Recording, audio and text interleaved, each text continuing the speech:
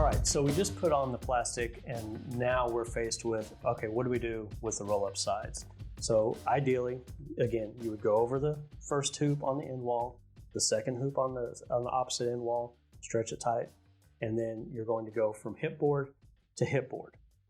Now that you have this very tight roof and then you have the end walls, what do you do about this flap down at the bottom that hasn't been secured yet? That is what you should consider the door part. It's no longer a wall now it's a moving roll-up door.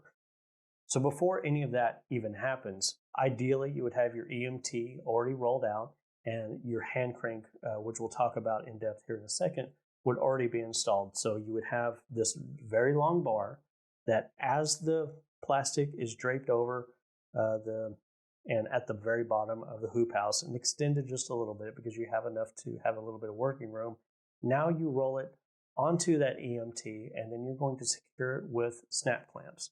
Now these snap clamps were specifically designed for this application and the bar that we're at least supplying with the all-metal kit. If you don't have the all-metal kit, you can call Julian, he'll work through that with you on the phone. That becomes the bottom of the door. And so you're not going to seal the bottom or the sides because the seal has already been made up at the very top of the lock channel. At the hip board. Right. So thank you. It all starts to sound the same after this point. So at this point, you have the door and then now it's secured. Then you can now roll it up on the hand crank. Don't be surprised if you have to make a few adjustments. I'm very happy with some of the design changes that we've made over the last few months with not only our EMT connectors, but the EMT itself that specifically comes with the all-metal kit. I couldn't believe what a difference it made from some of the old couplers and some of the old styles that I've seen before and what I've been associated with that would always have this little diagonal all the way up and it took a while to adjust. Right now, the way we have it at Bootstrap Farmer, it raises straight up the first time as long as you're starting with a fairly straight piece. Just know that some adjustments may or may not need to be made, but it's very easily done by removing the snap clamp, cinching up or loosening a piece of plastic and putting the snap clamp back on. So that kind of wraps up the roll-up sides.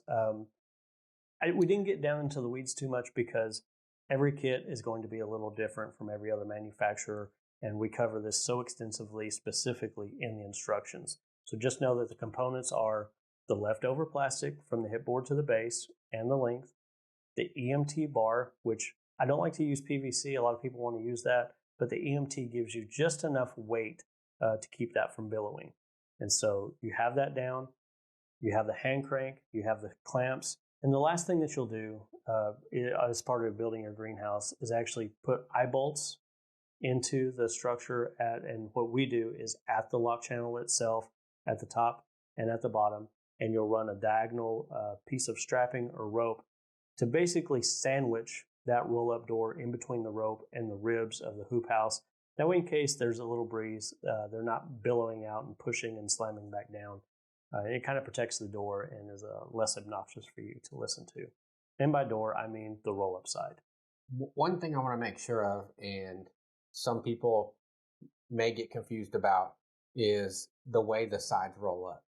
And that is, the sides should roll up underneath or towards the inside of the hoops, not on the outside. If they roll up towards the outside and it starts to rain, that rain will go inside of that roll, and then you'll have water captured in it. Right. So up next, there's just a few little tips and tricks and basically stuff we want you to know about the hand cranks, and that's next.